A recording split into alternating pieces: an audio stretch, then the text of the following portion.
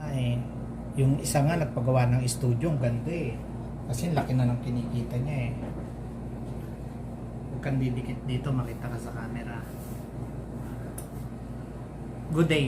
What is your role in strategic management? As a manager, supervisors, or worker? All of you are involved in strategic management that all of you should focus in one vision, one direction in order to achieve the corporate goal. Strategic management is an essential component of businesses. And there are three factors that made strategic management relevant. This is the globalization, the emergence of technology, and the tariff-free trade agreement that we are now in an open market. And strategic management therefore entails evaluating business goals, the organization's vision and mission, as well objectives, as well as the future plans. It is also a process employed to ensure that the business runs effectively and efficiently, and of course competitively, in order to compete in the market, global or domestic market. We need to strategize. Strategic management therefore, we evaluate the business goals, the organization visions and objective, as well as the future plan in order to ensure success and survival.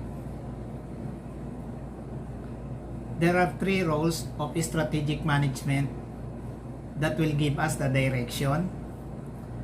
It is the process of employing that objective-oriented approach through the use of three major components. That is the environmental scanning. We have to check the external and internal environment, what is happening outside the organization, and what are we doing within the organization, and what is our current status versus best practice industry. Second is strategy formulation. After formulating, we have to implement. After implementing, we have to evaluate if the new strategy works. Otherwise, we have to go back to analysis and develop new strategy until we succeed or hit the bottom. Our significant roles in the function of organization as well in a business organization, there are 5 major functions or divisions in the organization.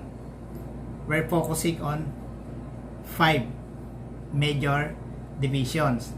These are the HR department or division, finance division, marketing division, operation divisions, and supply chain management. These are the functional area that require strategic management, and these areas are closely linked with strategic management. We can either follow the current system in the organization, or we have to benchmark the best in the industry, what they are doing now and what we are doing now and what they are doing now. Where are we now? Our current level versus best practice and best companies. In strategic management, our role is to take a leadership position.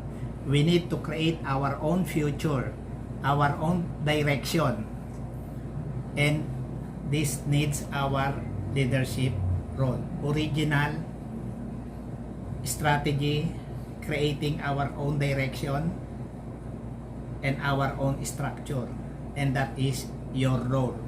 Your role, our role is to create our future, our own structure, and our own role. I would like to cite the 7 steps of a strategic planning process. We need to understand why we need to strategize, why we need to follow, why we need the strategic management, As I mentioned, there are three factors that made strategic management relevant. This is the globalization, the emergence of technology, and the free trade agreement. We are now competing with global market as well as domestic. So we need to understand the strategic plan.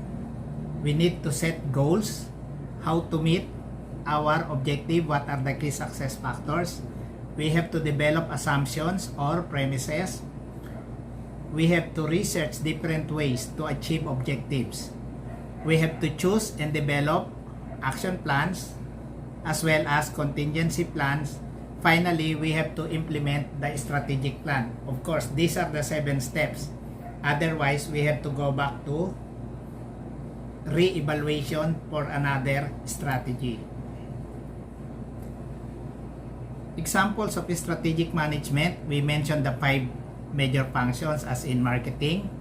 We have the so-called product development, marketing strategy, human resource strategy or strategic human resource management, or human capital management, as well as financial strategy.